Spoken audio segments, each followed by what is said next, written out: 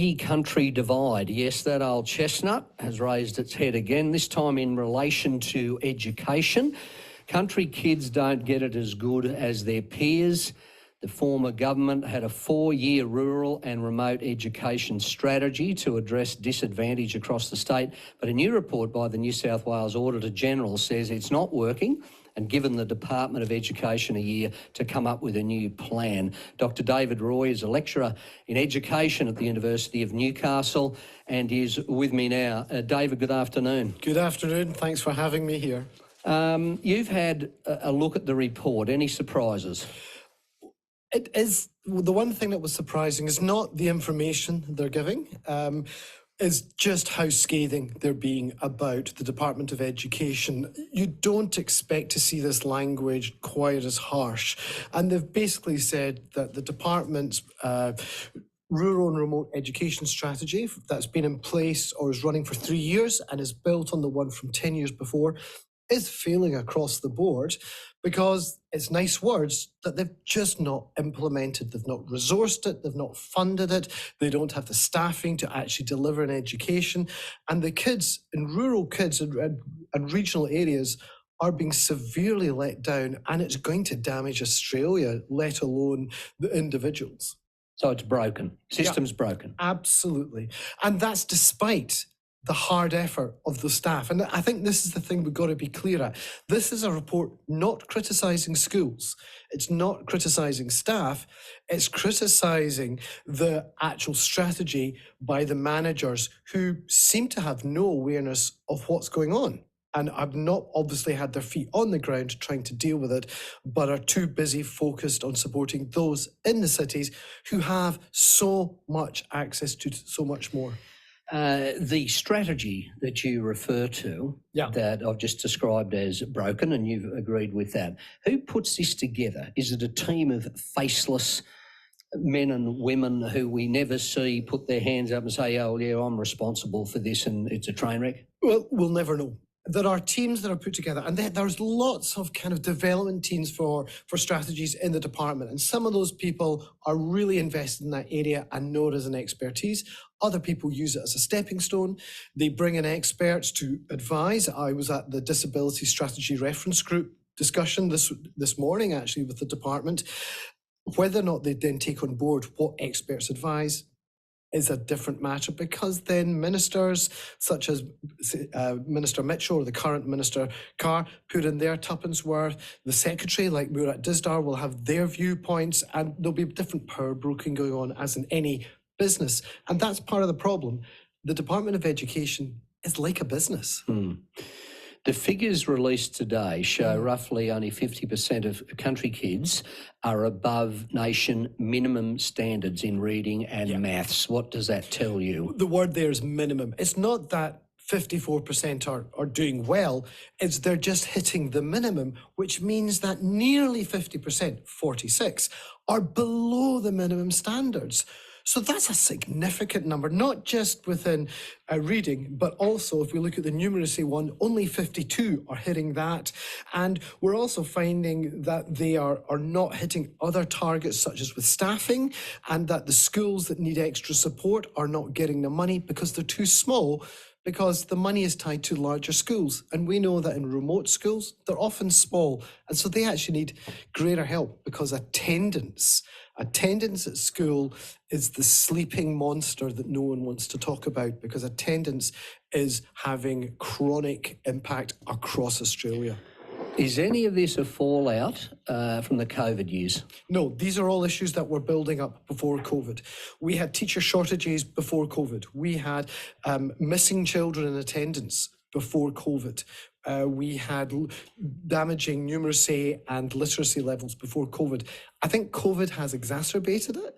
I think we have to be aware that the challenges that the schools then find with the kids will add to the mental health challenges that the kids are having anyway, because we know there's big mental health issues within rural communities that need support. And if you've got that area of issue, you've got the housing issue, you've got now an education issue, we have a perfect storm for people to collapse. And that's why we don't just want to say education doing something, but all the agencies of government working together to try and maybe make life better for everyone. Dr. David Roy, my guest this afternoon in the ABC studio in Newcastle, lecturer in education at the University of Newcastle. You've seen other research relating to homeschooling. Has there been an increase in that? I was shocked when I found out the data.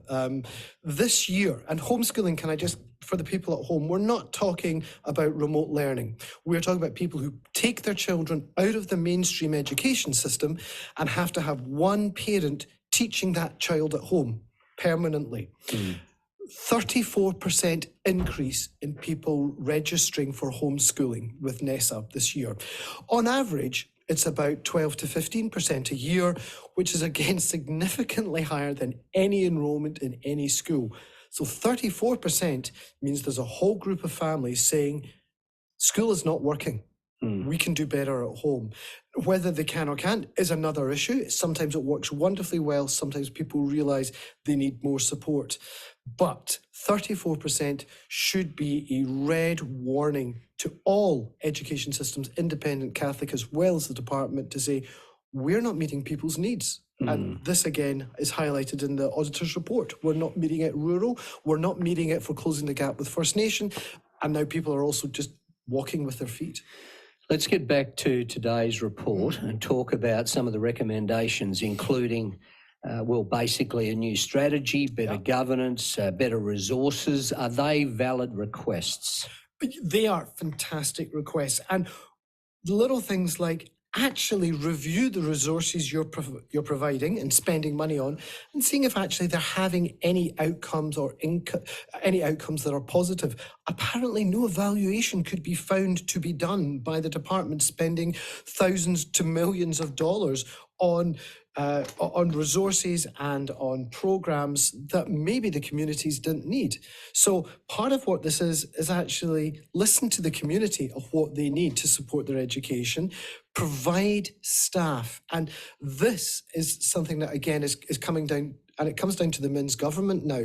We have a massive staffing issue. Will you go to school and get good outcomes if you do not have a maths or an English teacher to teach maths or English? No, you won't. Will you get these teachers by paying a low wage? No, we have enough teachers qualified in Australia to teach all the kids we need.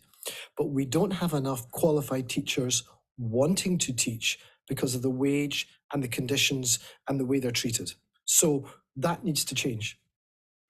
Are you confident that might change? Because I'm aware of this. I'm aware of this issue. Yeah. I have friends who are school teachers, and some of them have walked away from teaching for those reasons. Some have walked away for other reasons, and they're not at retirement age. Nope. They've just left.